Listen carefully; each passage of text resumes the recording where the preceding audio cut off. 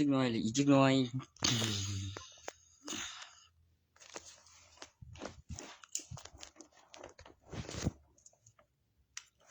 คือสิมันนี้ตัวอย่างคุยกับทหารบุกเรียวตัวเนี้ยมันตัวเล่นของเสียตัวของเสีย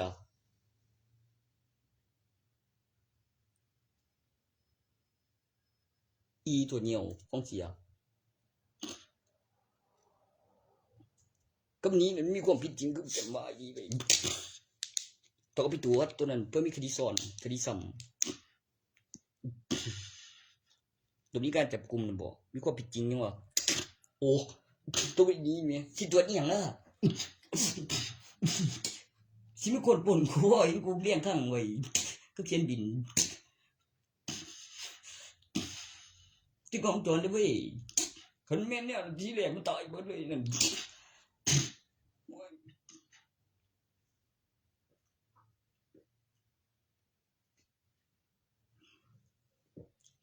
ว่าอยู่ก็ไม่กูมึงอยู่ได้หรอสิอยากซื้อตัวยังอ่ะมันจะมาป่นกูบอกว่ากูว่าอยู่มันจะถือปืนเจอยู่กูย่านอยู่เด้อย่านว่าจะมันของเพียงจะคือ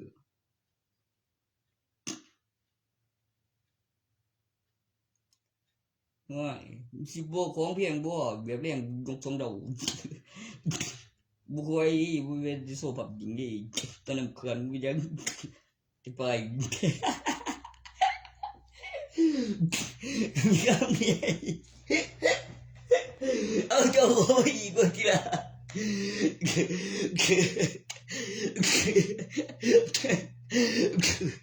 แค่กูอะไร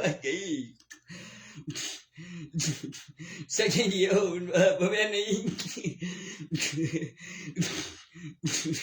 พวกกูจะกินเบื่อกูได้ยังคงมันนะบอกบ้านคนเบื่อตัวกินบัวมาตลอดเดี๋ยวนั่นจริงไม่อันนั้นไม่อยากเดี๋ยวกินเสียบไม่ใช่เด็ดเรื่องยังเนี่ยบอกขับขึ้นเป็นมากูข้างที่กันเดี๋ยวนี้ได้เชี่ยแต่แม่เอาไปปลูกว่าแม่ได้เกิดโอกาสกูนี่หลายกว่า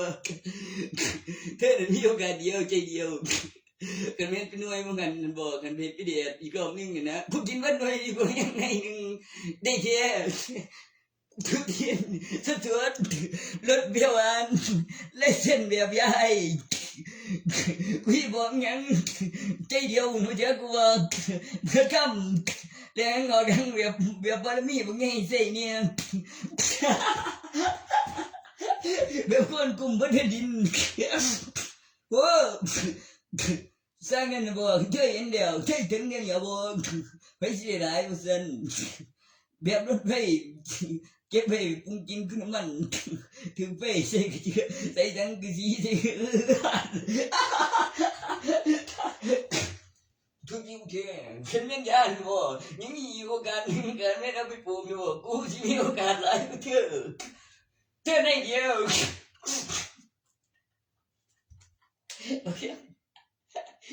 เธอในเดียวเลยบ่ได้ขี้งกตัวแค่เดียวใน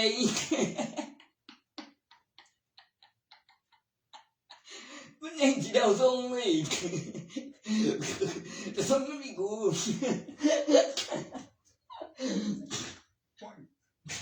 คนกูไม่ได้ยินเฮ้ยบ่ใช่คนกูไม่ได้ยินใช่ยิงรู้แล้วไอ้ผู้จังยังประโยชน์มันจะตัวแม่งบ่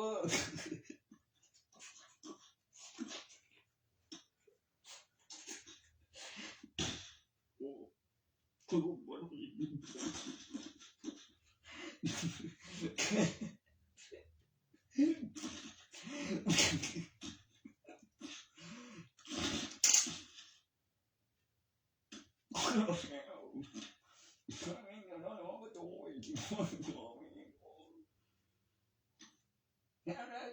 คิดว่า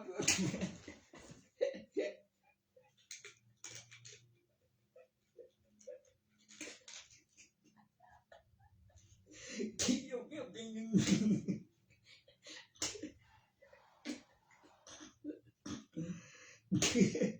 โอ้จะแข่งกูก็ได้มาก็เรื่องสุดท้ายมึงไม่โอกาสเก็บกันยาเป็นน้ำยาเป็นน้ำมันบัวเกลืออยู่บ่จะดูกูเก่งกูเก่งกู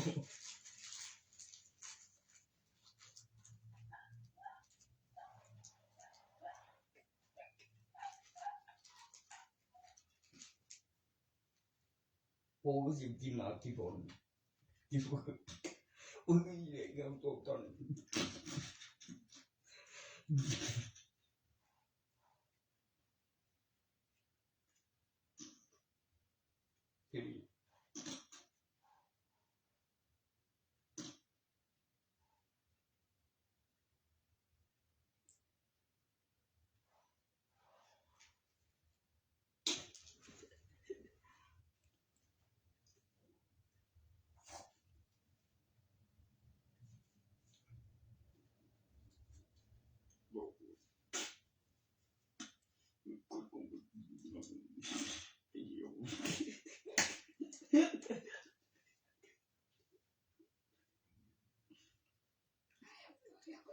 ดีใจเดียว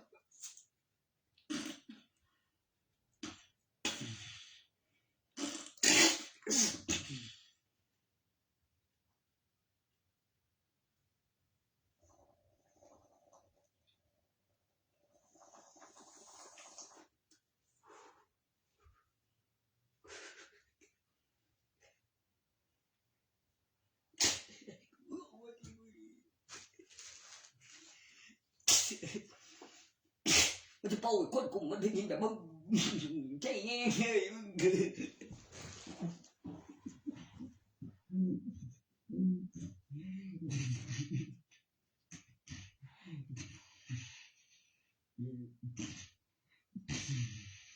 โอ้ย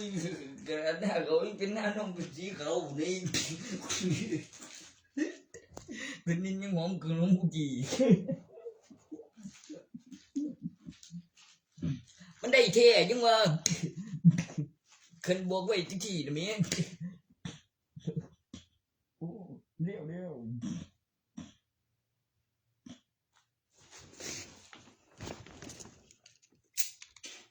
้วย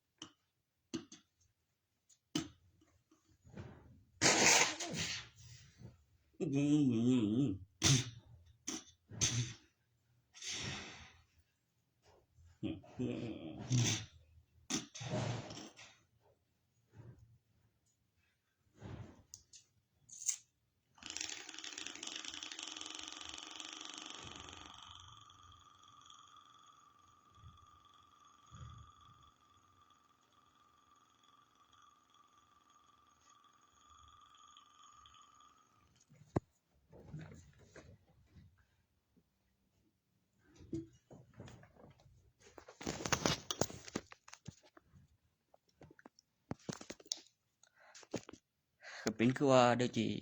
อีกหน่อยมันคือสิปล้นธนาคารของกูมันบ่หลายปานใดดอกแต่คือสิกล้าวะ